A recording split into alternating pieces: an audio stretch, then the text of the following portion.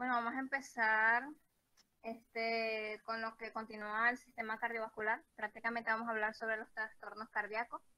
Esto va a ser una colaboración con la profesora Daviuni y el profesor Lee, más mis técnicos aquí en cámara, María Omar y María.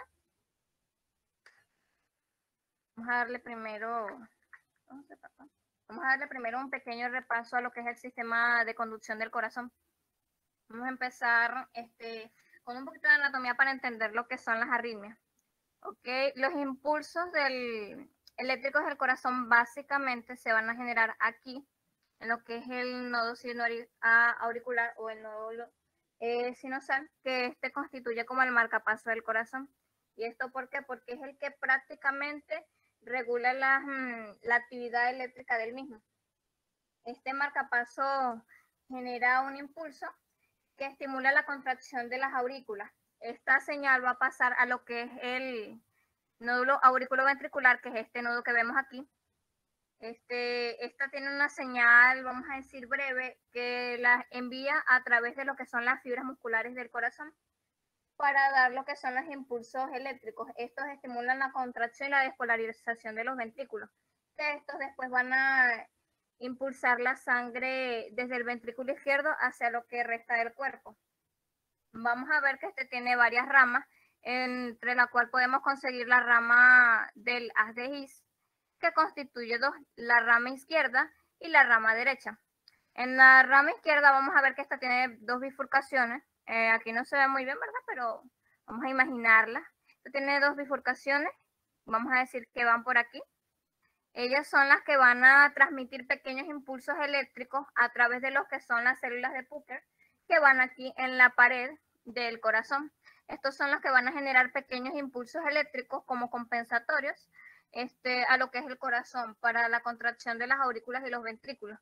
Y esto va a hacer que la sangre salga tanto del ventrículo derecho por la aorta hacia lo que resta del cuerpo. Esto es más o menos como un repaso de lo que es el sistema de conducción ritmo cardíaco. Esto ocurre cuando los impulsos eléctricos que son coordinados con los latidos no funcionan adecuadamente, sino que presentan ciertas patologías o ciertos desequilibrios, lo que hace que el corazón pueda latir más rápido, más lento o de manera irregular. Esto es lo que conocemos como taquicardia, bradicardia. Eso, la taquicardia es cuando el corazón late muy rápido y la bradicardia es cuando el corazón late demasiado lento o con una frecuencia mucho más moderada, vamos a decirlo así. Esta se puede dar por los siguientes factores, los cuales pueden ser una lesión isquémica, que es la causa más frecuente del trastorno del ritmo. También podemos ver que si el nódulo sinusal está dañado, un ejemplo es en el síndrome del seno enfermo, el nodo auriculoventricular, lo que les expliqué hace rato, es el que va a asumir la función de marcapasos, pero tiene unos impulsos eléctricos demasiado bajos, que constituyen alrededor de 50 o 60 latidos por minuto, que es lo que va a provocar una bradicardia.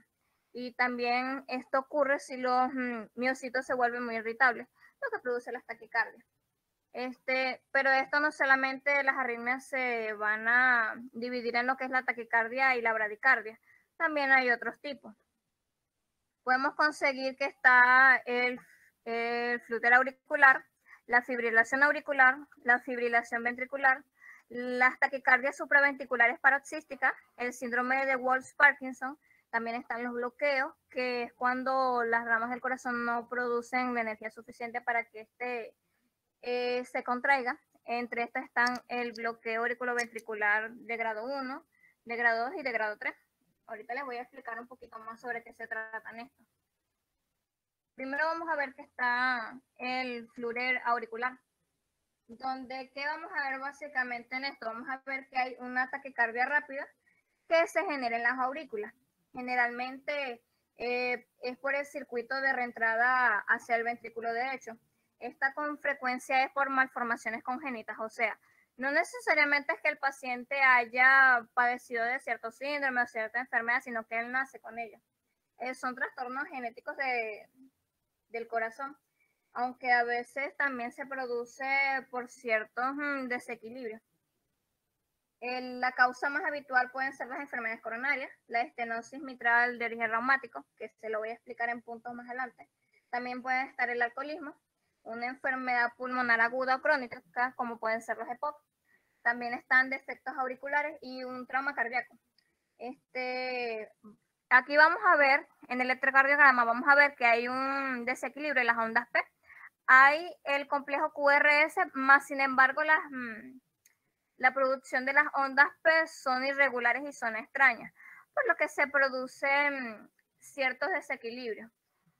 Otra de las patologías que vamos a ver es la fibrilación auricular, que esta se caracteriza por una actividad auricular desorganizada. O sea, ¿qué quiero decir con esto? Que los impulsos eléctricos que se generan a través de del nodo sinoventricular son mucho más irregulares, diría yo. O sea, ¿esto qué produce? Que la actividad de la aurícula sea mucho más potente, o sea, puede presentar una taquicardia, y como los impulsos no se conducen hacia los ventrículos, la frecuencia es mucho más baja. Aquí en el electrocardiograma vamos a ver que está una ausencia de las ondas P, pero sigue existiendo el complejo QRS, también la onda T, pero estos son más estrechos e irregulares. Puede haber que haya ausencia o haya presencia de las ondas P, pero son muy pequeñas. Con lo de fibrilación auricular me refiero básicamente que las aurículas o las cámaras superiores del corazón se vibran o se mueven, por eso es que se producen los impulsos eléctricos anormales. Otra de las complicaciones, vamos a ver que está la fibrilación ventricular, que es una descarga ventricular rápida. También estas son inorganizadas y poco efectivas, como la fibrilación auricular, pero en este caso se ocurre en las cámaras inferiores del corazón. En las ondas de electrocardiograma que vamos a ver que estas van a ser de forma aleatoria, no vamos a ver presencia de las ondas P y tampoco se va a poder distinguir el complejo QRS, como podemos ver aquí, que son desorganizadas, no tienen una forma específica y no podemos ver los complejos o las ondas que son normales en un corazón sano. Después vamos a ver lo que son las taquicardias supraventriculares paroxíticas, que en el mecanismo responsable es la carga de reentrada. En esta vamos a ver que el corazón produce unas ondas P más unas ondas delta, lo que produce el desequilibrio. Estas son más que todo congénitas. El paciente va a notar unas ondas cañón, a lo que se le dice ondas cañón, se van a sentir en el área torácica, pero también se van a sentir por los lados del cuello. Se van a sentir como unos saltos, como unas palpitaciones en el cuello que no son normales. Cuando el paciente presenta eso, ahí es cuando tú te vas a dar cuenta que hay una taquicardia supraventricular. Una afección frecuente, les voy a mostrar en este momento un simulador de arritmias, que una de las más frecuentes es el síndrome de Walsh-Parkinson. En esta, ¿qué vamos a ver? Bueno, en esta vamos a ver que es un tipo de taquicardia supraventricular donde hay vamos a decir, hay como una conexión externa no normal en el corazón que produce un impulso eléctrico. ¿Qué vamos a ver en esta? Bueno, esto. Vamos a ver que está el complejo P estrecho, están las ondas delta, pero aún así hay impulsos eléctricos anormales, aunque las personas que padecen de esta enfermedad no van a presentar signos y síntomas hasta que ellos no sean adultos, o sea, hasta que ellos no se distingue por un electrocardiograma normal o por un examen físico normal, o sea, un chequeo de rutina, no se va a ver esta afección. ¿Qué vamos a ver aquí? Bueno, vamos a ver que está el complejo P, aquí estas ondas de aquí. Vamos a ver que están estrechas, no tienen la distancia que esta normalmente tiene. Vamos a ver una onda delta, que es cuando ahí en el electrocardiograma te vas a dar cuenta que el paciente tiene la afección y después baja la onda. Y así es como se ve más o menos a la hora de tomar el electrocardiograma. Además de esto, tenemos otras cosas en la cual constituyen los bloqueos. ¿Qué son los bloqueos cardíacos? Estos son cuando sucede una reducción de la velocidad de electricidad, de la conducción de la electricidad del corazón, y estas no alcanzan las cámaras inferiores, o sea, los ventrículos. Sino que, ¿qué pasa? El corazón empieza a latir muy lentamente o pueden saltar los latidos. Ahí es cuando se va a sentir como que los saltos, los que se sienten como saltos en el área precordial. Esta va a comprender 3 tipos. Está el bloqueo auriculoventricular de tipo 1, que lo vamos a ver así. ¿Qué va a pasar en esto? Este bloqueo es el más común, suele ser uno de los más comunes y no tiene tantas afecciones, tampoco requiere muchos tratamientos. Aquí, ¿qué vamos a ver? Donde está la onda P se aleja, o sea, aquí la onda P se aleja un poquito de lo normal, va a haber el complejo QRS, pero esta va a ser mucho más alejada de la onda P. Estos no presentan mayores complicaciones. El paciente puede vivir toda su vida con esta afección y no le va a causar complicaciones mayores. Otro de los tipos de bloqueo, vamos a ver el bloqueo auriculoventricular de segundo grado, que es cuando se produce una ausencia intermitente de las ondas P. ¿Qué va a pasar aquí? Bueno, vamos a presentar una onda P que está mucho más alejada, comprende mayor cantidad de segundos, a veces ni siquiera va a pasar el complejo QRS, una pausa larga, después va a venir el complejo P otra vez y va a pasar otra pausa larga entre segundos y va a haber el complejo QRS. El corazón va a saltar en varios latidos y late de manera muy lenta e irregular. El paciente va a comenzar a sentirse mareado, a veces se va a desmayar y va a presentar otros síntomas. Más que todo es eso, pues el desmayo. Tampoco requiere tratamiento, ¿verdad? Y tampoco produce mayores alteraciones. Más que todo se va a tratar es el área de los desmayos, pues, en el caso del paciente. Y por último, vamos a ver el bloqueo auriculoventricular de tercer grado, el cual vemos aquí.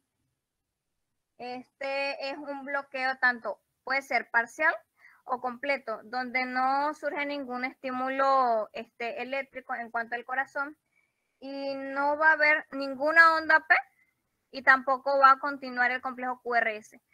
Puede que haya, si es parcial, puede que haya la onda P, pero va a ser muy alejada del complejo QRS, como puede ser que esté completamente ausente.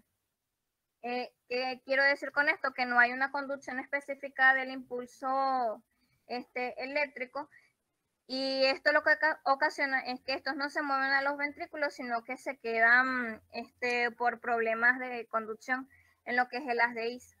En este caso, las cámaras inferiores laten a un ritmo mucho más lento, que produce una bradicardia. En este caso, el corazón es incapaz de bombear suficiente sangre al cuerpo, lo que causa más que todo son desmayos y falta de aire.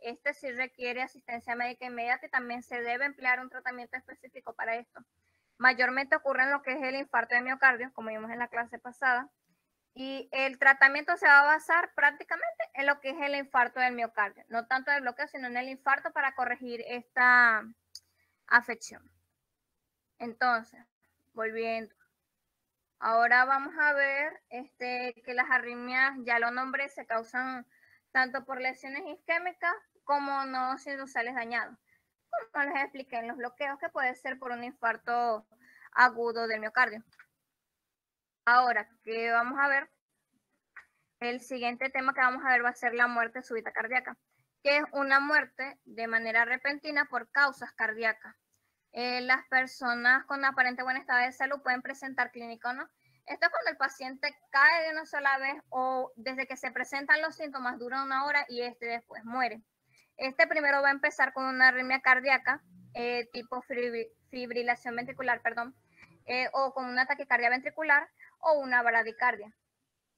Después el paciente va a ocurrir un desmayo y puede que pase una hora desde el inicio de los síntomas hasta que el paciente muere o puede morir inmediatamente.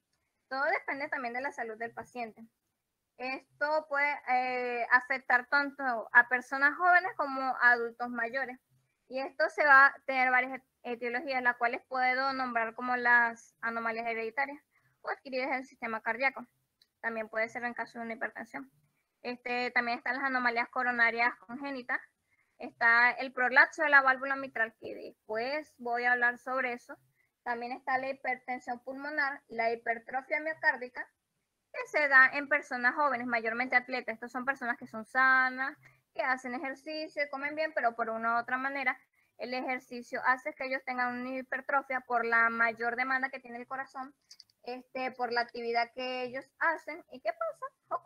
Puede ocurrir una muerte súbita cardíaca.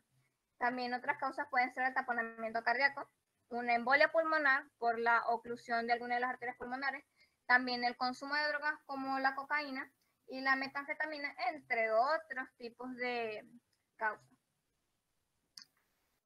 Ahora el siguiente punto que vamos a tratar es la cardiopatía hipertensiva. Esta consiste básicamente en un conjunto de alteraciones que se producen a nivel del corazón como consecuencia de tener unos niveles de tensión arterial elevados de forma mantenida. Esto lo vimos más que todo cuando estábamos viendo lo de las crisis hipertensivas, emergencias hipertensivas.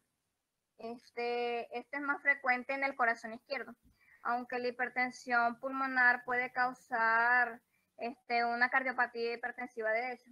Y eso ya se los voy a desglosar ahorita. Primero vamos a ver que está la cardiopatía hipertensiva izquierda, que esta es en respuesta a la hipertrofia del corazón, ya que esta es una respuesta adaptativa a la sobrecarga de la presión propia de la hipertensión. Generalmente los pacientes que tienen hipertensión presentan una hipertrofia del corazón, claro, por la mayor demanda que estos tienen, pero no necesariamente todo se puede presentar. Esta va a tener ciertos criterios patológicos que son para el diagnóstico, o sea, para yo diagnosticar que esta es una cardiopatía hipertensiva, tengo que tener lo siguiente, tengo que presentar una hipertrofia ventricular, que la puedo diagnosticar mediante un electrocardiograma, están los antecedentes clínicos o evidencias patológicas hipertensivas de otros órganos. ¿Qué quiero decir con esto? El paciente ha presentado múltiples crisis hipertensiva o también ha presentado hipertensión renal. Entonces, esto me va a arrojar que el paciente puede presentar una cardiopatía hipertensiva izquierda, pero no necesariamente, todo depende, ¿verdad?, del diagnóstico. Esta puede ser asintomática, ¿verdad? Pero dependiendo de la gravedad, el paciente puede tener dos opciones. Mantener una longevidad normal, o sea, el paciente puede vivir muchos años y fallecer ya sea por causas naturales o por la vejez. Y dos, sufrir una lesión renal o un accidente cerebrovascular. También hay otra complicación que ellos pueden presentar, que es una insuficiencia cardíaca progresiva o fallecer por una muerte súbita cardíaca, como lo expliqué hace rato. En segundo, vamos a tener que estar la cardiopatía hipertensiva derecha, que esto ocurre en las cámaras derechas del corazón. ¿Qué voy a ver aquí? Normalmente la musculatura cardíaca derecha es mucho más delgada. Esta porque es mucho más delgada y elástica, porque el ventrículo izquierdo es el que tiene más musculatura y este es el que hace que la sangre salga del ventrículo hacia el cuerpo. Por eso las cámaras derechas son mucho más delgadas y mucho más elásticas. Esto es, claro, todo para tener un equilibrio entre estos dos sistemas. ¿Qué voy a ver? Que según la agudeza y la severidad del estímulo que esté presentando la cámara, voy a ver que tengo un cor pulmonar tanto agudo. ¿Qué quiero decir con esto? Un cor pulmonar significa una afección tanto del corazón como los pulmones. En el agudo va a ocurrir un estímulo repentino y severo que produce una dilatación y un fallo en el ventrículo derecho, pero no se produce la hipertrofia. O sea, voy a ver que el ventrículo va a estar totalmente dilatado y va a presentar una falla, pero no se va a hipertrofiar. Esto puede ser también producido por un embolismo pulmonar masivo o por un linfangioma carcinomatoso. En el cor pulmonar crónico vamos a ver que sí va a tener una hipertrofia del ventrículo y una dilatación venosa derecha. Esto se trata más que todo en los trastornos pulmonares que incluyen tanto el enfisema como una bronquitis o una hipertensión pulmonar. Cualquiera de esas tres me puede producir un cor pulmonar. Otra cardiopatía que vamos a ver es la cardiopatía valvular, que es una enfermedad de las válvulas cardíacas, donde una o más válvulas del corazón no funcionan adecuadamente. Como podemos ver aquí en la foto, esta es una insuficiencia. En estas valvulopatías cardíacas vamos a ver que está la insuficiencia, que es cuando las aletas de las válvulas que tienen la enfermedad no se cierran correctamente, lo que provoca que la sangre regrese al corazón. Ya vemos aquí que estas no se cierran correctamente, sino que la sangre queda circulando y después se devuelve. Otra de las cardiopatías valvulares, vamos a ver que están la estenosis, que las aletas de las válvulas, estas se engrosan, o sea, no siguen siendo elásticas, sino que estas se engrosan y se vuelven rígidas, y en algunos casos hasta se fusionan. Esto provoca una apertura estrecha de la válvula y una disminución del flujo sanguíneo a través de la válvula.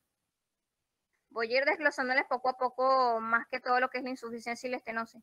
En esto nos vamos a centrar en lo que son las cardiopatías valvulares. Vamos a empezar primero con lo que es la insuficiencia. En la insuficiencia vamos a ver que esta está. La insuficiencia ventricular izquierda, que se produce en todas las cámaras izquierdas del corazón. Estas tienen que trabajar más con intensidad para bombear la misma cantidad de sangre que me está demandando el cuerpo. ¿Qué voy a ver? Que en la insuficiencia cardíaca el corazón tiene que trabajar con más intensidad, tiene que hacer un mayor esfuerzo para aportar la misma cantidad de sangre, pero con una intensidad mucho más elevada. Su fisiopatología va a constar principalmente en que va a haber una disfunción ventricular izquierda. Esto me va a dar como resultado que va a haber una disminución de CO, más un aumento de la presión pulmonar por este esfuerzo que ellas van a hacer. ¿Qué es lo tercero que van a presentar? Que la presión capilar pulmonar excede la presión oncótica. ¿Qué pasa con esto? Que va a haber una extravasación del líquido más el aumento del esfuerzo respiratorio. El paciente va a presentar disnea y va a tener mucha más dificultad para respirar por este aumento del trabajo. ¿Qué va a pasar con la extravasación del líquido? Bueno, me va a producir un edema pulmonar, o sea, va a verse afectado los pulmones, tanto el corazón como los pulmones, y va a haber una reducción de oxígeno de la sangre. ¿Por qué ocurre esto? Porque la sangre, cuando pasa su reoxigenación, esta no va a ocurrir de manera normal, sino que va a haber una reducción porque el corazón no me está trabajando de la misma manera. Esto me va a dar como consecuencia que en la insuficiencia ventricular grave o crónica se pueden presentar tanto derrames pleurales como agravación de la disnea. En el derrame pleural voy a ver que hay una extravasación de líquido de la pleura hacia el espacio virtual pleural y esta se me va a llenar de líquido. Los pulmones van a verse presionados y en su intento por estirarse se va a agravar la disnea, donde el paciente va a tener que tomar grandes bocanadas de aire para poder respirar de la misma manera. Las causas que esta puede incluir puede ser una miocardiopatía primaria, un infarto o una isquemia del ventrículo derecho, una sobrecarga de volumen. Esto va a ser causado por cardiopatías congénitas o vulvulopatía. Otra de las insuficiencias que vamos a ver es la insuficiencia ventricular derecha. Esta suele producirse como el resultado de la insuficiencia ventricular izquierda. O sea, esto va a ser una reacción en cadena. Tengo una insuficiencia ventricular izquierda y esto me va a dar paso a una insuficiencia ventricular derecha. O sea, ni la parte izquierda del corazón va a trabajar bien, ni la derecha tampoco va a trabajar bien. ¿Y qué me supone esto? Un aumento de la presión venosa y la congestión de los tejidos periféricos. O sea, mayormente esto se ven afectados los miembros inferiores. Con eso me refiero a la congestión.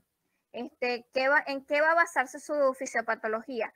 Voy a ver que hay una disminución ventricular derecha. Esta me va a dar como causa una presión venosa sistémica incrementada, donde produce una extravasación de líquido más el edema. El edema se va a presentar en los miembros inferiores y se va a ver al momento de pulsar el tejido. Se va a quedar hundido por un buen rato. Ahí es donde yo veo que hay una presencia de edema. Y eso puede generarme una sospecha que hay una insuficiencia. ¿Qué va a pasar? Que estos edemas, en el edema, los órganos más afectados son los del abdomen, sobre todo lo que es el hígado. ¿Qué va a pasar? Que al tener yo una afección que me daña el sistema del hígado, va a provocar una disminución hepática moderada con incrementos leves de concentraciones de bilirrubina. La bilirrubina es la que me da la pigmentación de lo que son las heces, y ahí va más que todo lo que es el metabolismo hepático. Esta congestión venosa de los órganos de la cavidad abdominal me va a producir tanto anorexia, una pérdida drástica del peso, también una mala absorción de nutrientes y fármacos. O sea, si tú no tratas la insuficiencia, de nada sirve que le estés administrando fármacos y fármacos y fármacos al paciente, que no los va a absorber de buena manera, y aún así el paciente siga comiendo y tenga una dieta, aún así el paciente no va a presentar un aumento de peso, sino que va a tener más bien una disminución por esto, por la mala absorción. El paciente también va a presentar una diarrea y una pérdida crónica de sangre. Esta pérdida crónica de sangre del tubo digestivo puede que me cause un infarto isquémico del intestino. Ahí yo puse una foto, ¿verdad? Pero no se guardó. Bueno, eso lo vimos ya en la parte de los infartos, donde aparecían los infartos mesentéricos, donde puede ser completamente isquémico. La persona puede morir en cuestión de minutos, de horas o hasta de días. Pero claro, no dura mucho tiempo por esa pérdida crónica de sangre. Ahora vamos a pasar a lo que son la parte de la insuficiencia congestiva. La insuficiencia congestiva me va a abarcar tanto el lado derecho como el lado izquierdo. ¿Qué me va a provocar esto? Que el corazón no bombee la sangre con la eficacia necesaria que la hacía antes. ¿Y en qué se basa su fisiopatología? En que va a haber una ralentización del flujo sanguíneo, lo que va a provocar que la sangre que vuelve al corazón a través de las venas se acumule y provoque una congestión de los tejidos. ¿Esto qué me va a causar? Un edema, obviamente. Y en la mayoría de las veces esta va a aparecer tanto en piernas como en tobillos, pero puede ocurrir en otras partes del cuerpo, pero esta tiene mayor incidencia en lo que son los miembros inferiores. A veces este líquido que se produce por la acumulación de la sangre, va a producir que se acumule en los pulmones y también interfiera en la respiración, por lo que el paciente me va a presentar una disnea entrecortada. También, en especial si la persona está acostada o está en posición de cúbito. Ahí es cuando se va a agravar la disnea. Esto mayormente va a causar un edema pulmonar y una dificultad respiratoria a consecuencia de todo este mecanismo. La insuficiencia cardíaca congestiva también me puede afectar la capacidad que tienen los riñones tanto para eliminar el sodio como el agua. Aquí podemos ver donde el corazón no bombea sangre como tal, sino que ¿qué pasa? Las cavidades, primeramente las cavidades se vuelven rígidas y gruesas a lo que es la diástole. Y después, ¿qué pasa? Que las cavidades se estiran y se vuelven mucho más delgadas, cuando no debería ser así. A pesar de que debe tener un sistema de contracción normal, estas no deben volverse rígidas para que la sangre pueda bombearse tranquilamente hacia afuera. Pero esto es lo que causa mayormente la insuficiencia cardíaca. Ahora vamos a ir al otro punto, que son de las estenosis. ¿Qué pasa con las estenosis? Vamos a ver que hay una degeneración valvular cálcica. Vamos a empezar primero de arriba hacia abajo. Voy a empezar primero con lo que es la estenosis aórtica cálcica. Que voy a ver que esta es una patología que es lentamente progresiva, que abarca desde un leve engrosamiento valvular, la esclerosis aórtica, hasta la estenosis valvular aórtica cálcica grave. Esto puede ser progresivo o como también el paciente puede presentar una, y no necesariamente tiene que progresar. Todo depende, claro, todo depende del paciente, de cómo vaya evolucionando. ¿Qué voy a ver? Voy a ver que hay un depósito de calcio en la válvula aórtica del corazón. ¿Qué me va a hacer que estos depósitos de calcio? Bueno, que la apertura de la válvula aórtica se estreche hasta que impida la buena conducción de la sangre. Esto puede que sea por una lesión crónica inducida por hiperlipidemia o por la hipertensión. En la hiperlipidemia voy a ver acumulación de grasa en lo que es la válvula. Esto puede provocar una hipertrofia ventricular derecha, dolor en el pecho o en el abdomen como una punzada o una opresión. Generalmente esto se ocurre cuando el paciente hace esfuerzo físico. Se va a cansar muy fácilmente, así no esté haciendo nada, va a tener palpitación cardíaca, hinchazón de las piernas, tobillos y pies. Esto lo vamos a ver en lo que es la válvula aórtica. Aquí, como podemos ver en la imagen, tenemos una hipertrofia del ventre. Una hipertrofia. Tenemos un engrosamiento, lo que produce que la sangre no circule de buena manera. La otra parte de la estenosis, podemos encontrar la estenosis cálcula de la válvula aórtica bicúspide congénita. Como normalmente sabemos, el corazón no tiene una válvula bicúspide, sino tricúspide. ¿Qué pasa? Que en procesos congénitos el paciente no presenta estas 3 bifurcaciones, sino que presenta solamente 2, como vemos aquí. Aquí se supone que debería ir la tercera, pero esta se fusionó solamente en 2, una aquí y una aquí. Estas son totalmente funcionales y el corazón puede funcionar correctamente. Pero ¿qué pasa? Que porque esta tiene mayor flujo de sangre, que debe trabajar el doble, se va a depositar mucho más los depósitos de calcio alrededor de ella. Por eso, porque hay un flujo continuo y esta no tiene paradero, vamos a decirlo así. Habitualmente los pacientes son asintomáticos. Ellos no saben que tienen esta patología hasta que ya no está. Pero algunas pueden sí tener manifestaciones como la insuficiencia aórtica, una endocarditis infecciosa por esta malformación congénita y también una disección aórtica. Esto mayormente se produce en fases tardías de la enfermedad y se detecta ya en años después, ya cuando se hace un estudio completo del paciente por un chequeo de rutina, cuando ya el paciente empieza a presentar las complicaciones. Otro punto de las estenosis, vamos a ver que hay una calcificación del anillo mitral. ¿Qué voy a ver aquí? Voy a ver depósitos de calcio que se efectúan sobre el anillo fibroso. Estos se ven como nódulos irregulares y en ocasiones ulcerados, como vamos a ver aquí. Aquí se ven como pequeñas ulceraciones y depósitos de calcio. Esto no afecta generalmente la función valvular, pero en casos particulares, vamos a decir en el 2 o el 3% de la población se va a presentar una insuficiencia por interferencia en la contracción del anillo mitral. Claro, porque estos depósitos de calcio lo van a hacer mucho más estrecho. También voy a presentar arritmia y muerte súbita. Veo la cosa. También estos pacientes con esta patología en general pueden presentar una embolia cerebral o una endocarditis infecciosa por la ulceración de dichos depósitos. Esto tiene mayor incidencia en lo que son las mujeres de 60 años y con un diagnóstico de prolapso mitral. Que lo vamos a ver ahorita. Aquí está, el prolapso de la válvula mitral. Esto ocurre más que todo en una o en 2 valvas. Las valvas son estos pequeños tejidos que vemos aquí, que estos son los que me van a ocasionar que la sangre pase en su forma natural por el corazón. Estas se vuelven fofas.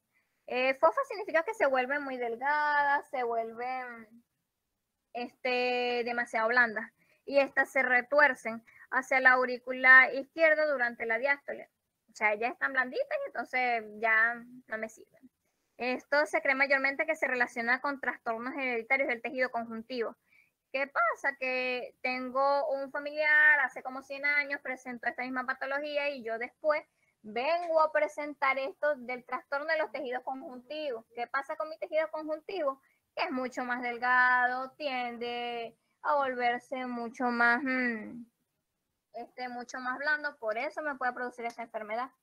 ¿Qué se va a apreciar en el examen físico? Bueno, a la ocultación se va a apreciar un soplo cardíaco sistólico y en una minoría se puede presentar dolor torácico y disnea, pero la verdad es que es muy raro. En el 3% de los pacientes que presentan complicaciones, que pueden llegar a presentar complicaciones, vamos a ver que hay una endocarditis infecciosa, un accidente cerebrovascular, lo que le dicen ahora SB. También se pueden presentar otros infartos sistémicos por embolia de trombos que se originan en las valvas, o sea, aquí donde se acumula la sangre. También se producen tanto arritmias ventriculares como articulares en cualquiera de las cámaras del corazón. Se produce más que todo en pacientes ya de edad avanzada. Ahora, en otra de las cardiopatías, vamos a ver que está la fiebre reumática y la cardiopatía reumática. Una va relacionada con la otra, o sea, una va a ser a consecuencia de la otra. En este caso va a ser que la cardiopatía reumática va a ser una consecuencia de la fiebre reumática. ¿Pero qué es la fiebre reumática? Es una enfermedad inflamatoria multisistémica aguda que está mediada por el sistema inmunológico por el estreptococcus beta hemolítico del grupo A, o sea, por una infección bacteriana. ¿Qué me causa esto? Un daño permanente en el corazón dado por este paso de la enfermedad cardíaca reumática presentándose en forma de anomalías valvulares. Esto puede ser presentado por un fenómeno de faringitis, por estreptococcus. Generalmente cuando los pacientes presentan muchas infecciones seguidas de la garganta, se les hace un examen que se llama el AXTO. El AXTO me va a diferenciar si yo tengo, si puedo presentar una fiebre reumática o no. O sea, es como un factor probable. Se me va a decir si yo tengo mayor incidencia a presentar esto. ¿Qué voy a ver? En su patología voy a ver que va a presentar los anticuerpos y los linfocitos TCD4 van a estar dirigidos hacia las proteínas del estreptococo.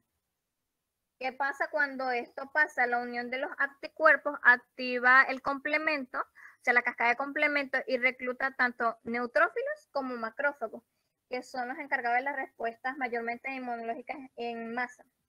Esto va a activar unas citocinas por parte de los linfocitos T, y esto en una propia respuesta del sistema inmunológico me va a causar una lesión del tejido cardíaco por reacción de los linfocitos T y de los anticuerpos. A causa de esto me puede causar tanto inflamación, especialmente en lo que es el corazón, también en los vasos sanguíneos y en las articulaciones. Los síntomas que estos pueden incluir puede ser una poliartritis de grandes articulaciones, o puede ser los codos, los hombros o las rodillas. En segunda parte, voy a ver que tengo una pancarditis, o sea, en todo lo que es el tejido cardíaco. Voy a ver que tengo nódulos subcutáneos, que esto va a ser como un signo distintivo de la enfermedad, y eritema migrañoso cutáneo, como vemos aquí en la foto, que el paciente tiene eritema, pero como en forma de araña. O no precisamente araña, pero es como, es desorganizado y se presenta en todos lados del cuerpo. Esta enfermedad tiene mayor incidencia en pacientes, si mal no recuerdo, es de 10 a 16 años. O sea, tiene mayor incidencia por las infecciones que estos pueden contraer por el estreptococcus beta hemolítico del grupo A. Por casi, para finalizar, falta poquito todavía, voy a encontrar la endocarditis infecciosa, que la vimos varias veces en microbiología. O sea, varios microorganismos que me pueden causar una endocarditis infecciosa por X o Y razón. Vamos a empezar que la endocarditis es una infección del endocardio, o sea, del tejido que recubre el corazón, internamente. Esto va a ser generalmente por bacterias u hongos, aunque se puede dar por cualquier microorganismo adverso al cuerpo. Esto se produce por la llegada del microorganismo al corazón por el torrente sanguíneo, es decir, por una bacteremia. Estos microorganismos, ¿qué me van a hacer?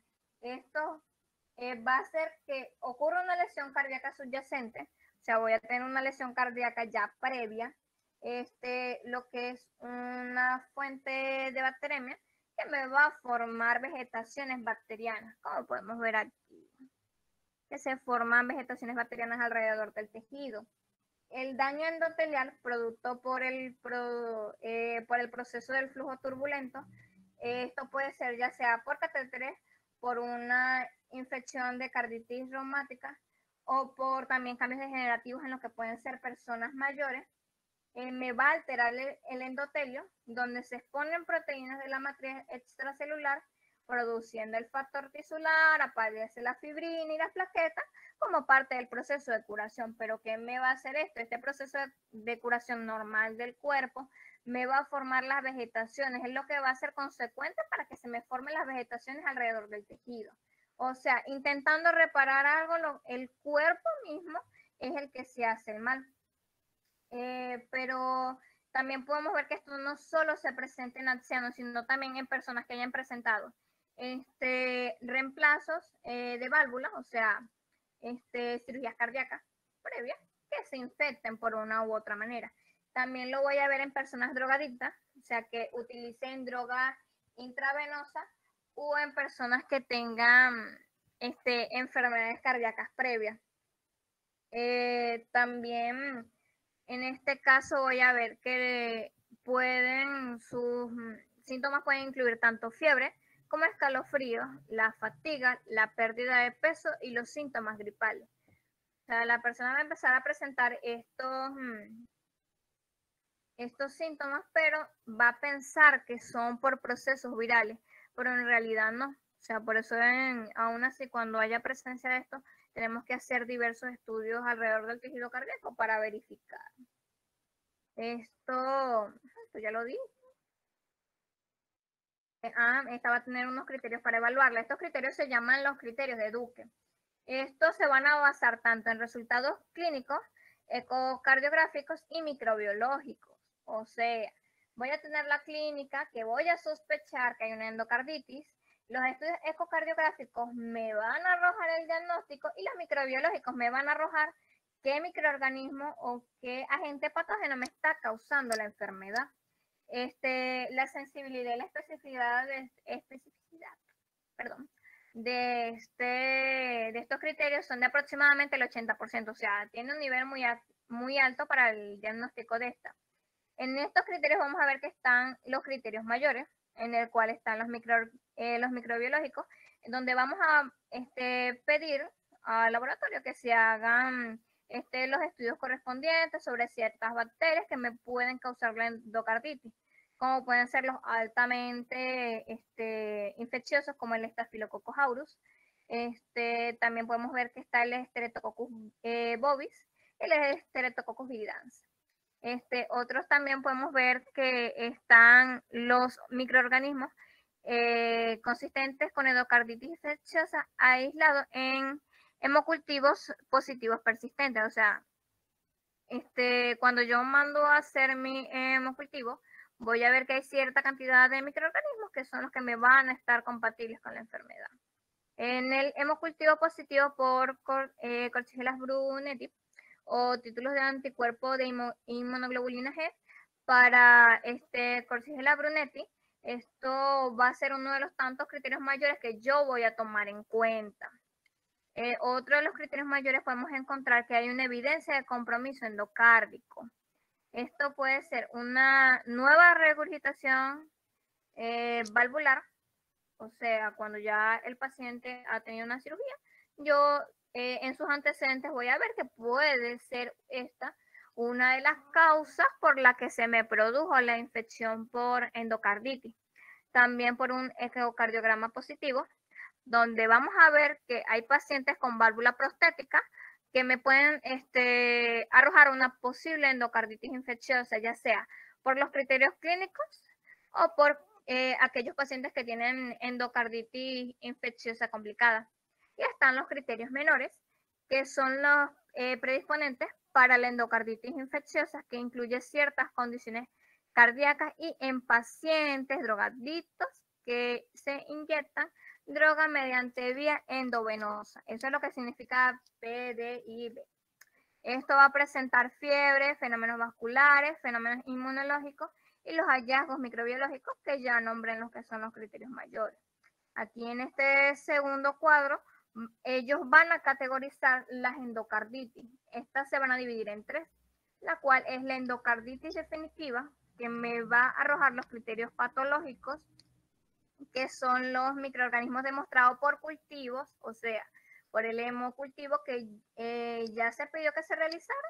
Esto va a ser el criterio patológico, o también por lesiones patológicas, donde haya evidencia de la formación tanto de la vegetación como del acceso por el examen histológico.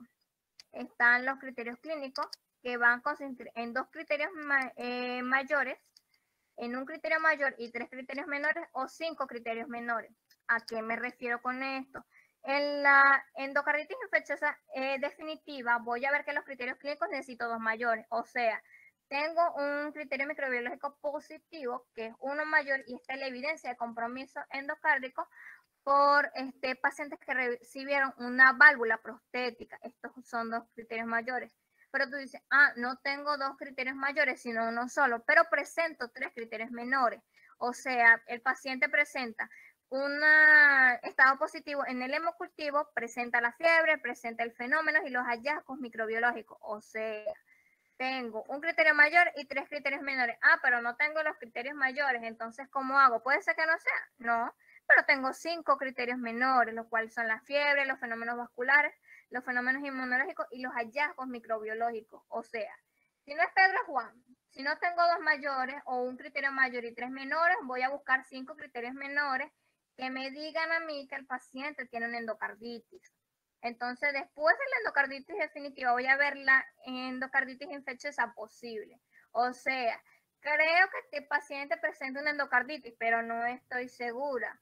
Voy a tomar un criterio mayor y un criterio menor. Ahí es donde yo voy a ver que los criterios que ya les nombré, como el microbiológico y la fiebre, puede ser que sea una endocarditis posible. Bueno, pero no tengo ni el criterio menor ni el criterio mayor. Bueno, busca 3 criterios menores, que pueden ser la fiebre, fenómenos inmunológicos y hallazgos microbiológicos. Si no tengo el criterio mayor, bueno, busco los 3 menores. Está la endocarditis infecciosa rechazada, o sea, de plano no es. Es una resolución del síndrome de endocarditis infecciosa con terapia antibiótica. O sea, si yo veo que el paciente me responde de manera positiva al tratamiento antibiótico por los 4 días que yo se lo especifique, puede ser que no sea una endocarditis. O sea, si el paciente me responde bien, puede ser que sea una infección por otra cosa en otra parte del cuerpo.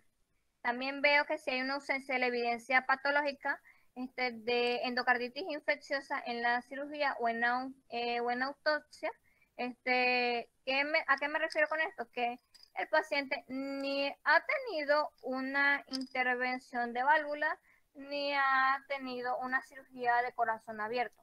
O sea, el paciente no presenta características patológicas en cuanto se refieren a las intervenciones quirúrgicas. Y otra puede ser que no se encuentren los criterios para considerar una endocarditis infecciosa posible. O sea, ni consigo criterios mayores ni consigo criterios menores. Tampoco ninguna de las causas subyacentes. Entonces, el paciente no tiene endocarditis por sí. O sea, una endocarditis infecciosa rechazada. Por eso es que estos criterios son importantes para el diagnóstico de la endocarditis, porque esto tiene el 80% de la especificidad. Estos me dicen, o la tienes, puede ser que la tengas o no la tienes. En cualquiera de los casos los voy a buscar, voy a ver si mi paciente los presenta, y si los presenta o no, eso es lo que yo voy a tomar en cuenta. Y por último, así para finalizar, entre largo, trastornos de cardiopatías. Vamos a ver qué está la cardiopatía calcicoide. Esto fue una raspazón en semiología, por si no se acuerdan. Que vamos a ver que es un patrón de signos y síntomas que en general se observan en personas con tumores de crecimiento lento, como el tumor calcicoide. Que voy a ver que hay un compromiso en las válvulas del lado derecho del corazón, como lo es la estenosis y la insuficiencia de la válvula tricúspide y pulmonar, así como una falla cardíaca derecha, o sea, una insuficiencia ventricular derecha. ¿Qué me va a provocar a mí esto? Ciertos signos y síntomas como lo son la diarrea, el enrojecimiento de la piel, como lo vemos aquí, una dermatitis y la característica fase leonina, o sea, hay un engrosamiento de la piel más una rojez que se va a presentar en el paciente. O sea, este es un signo patoneumónico de que el paciente tiene una cardiopatía calcicoide, o sea, el que tiene un tumor. Y este tumor, ¿en qué se va a basar esto? Bueno, voy a tratar principalmente lo que es el tumor, que se trata con la cirugía y puede incluir algunos medicamentos según crea el médico que es conveniente. Si el paciente puede solamente necesitar de los medicamentos, se le administra los medicamentos. Pero si el paciente necesita la cirugía, es mejor remitirlo de una vez a la cirugía. En las complicaciones de las válvulas prostáticas, vamos a ver que hay una sustitución valvular por el daño de un vaso. Esto es habitual hoy en día. No sé si habrán escuchado alguna vez en las noticias, en el periódico o habrán visto por el internet que hace algunos años se estuvieron intentando hacer prótesis con tejido de lo que es las válvulas del cerdo o del cochino. Estas son las más comunes que hay hoy en día, pues, porque estas presentan un tejido más o menos parecido al humano. Entonces, estas son las más frecuentes, que son las bioprótesis, que entran en las categorías de la bioprótesis. Y están las válvulas mecánicas, que son consistentes con materiales no fisiológicos rígidos de varias configuraciones. Esto ya lo vimos en clases pasadas, cuando al paciente se le introduce una prótesis para que la luz de la vena sea mucho más amplia y permita una mejor circulación. Alrededor del 60% de los receptores de válvulas prostéticas desarrollan problemas importantes después de 10 años. O sea, puede ser que se presente, que el paciente después de 10, 20, 30 años presente una complicación con esta válvula, como una endocarditis infecciosa, pero eso es después, ya después, tiempo después. Esto va a tener ciertas complicaciones, la cual me va a incluir la tromboembolia, siendo que esta es la principal. Generalmente en estas prótesis, ya sea de origen mecánico o bioprótesis, me va a presentar una tromboembolia, o sea, va a haber una acumulación de trombos alrededor de la prótesis, lo que va a ocurrir que de igual forma se ocluya la luz de la vena, perdón, del vaso, o sea, de cualquier vaso, de arteria o de vena. También con el tiempo las bioprótesis desarrollan insuficiencia cásica, como lo nombré antes, que hay depósitos de calcio alrededor de la válvula como tal, o estos también se pueden desgarrar.